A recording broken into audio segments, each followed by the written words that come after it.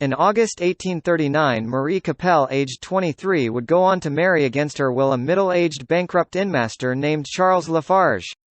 Marie had dreamt of marrying a rich man with a place in high society, not the owner of a dismal rat-infested forge at La Glandier in the Limes in France. Marie herself was very unhappy with her life at this point in time and longed for a more rich and luxurious life.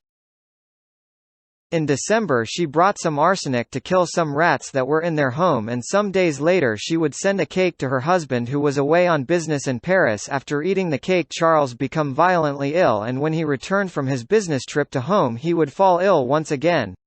His wife would feed him with her own hands and was seen by a servant to stir a white powder into his food.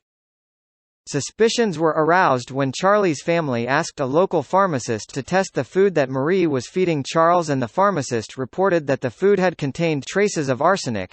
Charles would die on 14 January 1840.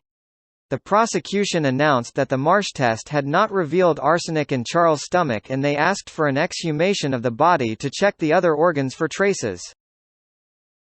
So his body was exhumed and the other organs were tested, but also proved negative to any traces of arsenic. However, the food from the household were tested and found to contain traces of arsenic, including enough to poison 10 people in some eggnog. All the experts were questioned and materials were all examined by the Marsh test. These were performed behind closed doors in the courthouse. Once all the Marsh tests had been performed again, this time as was proven that there was traces of arsenic found in Charles' body, the experts had fumbled the first tests.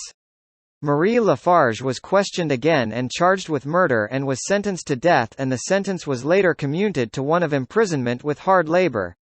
While in prison she would write her memoirs and was released by Napoleon III in 1852, stricken with tuberculosis.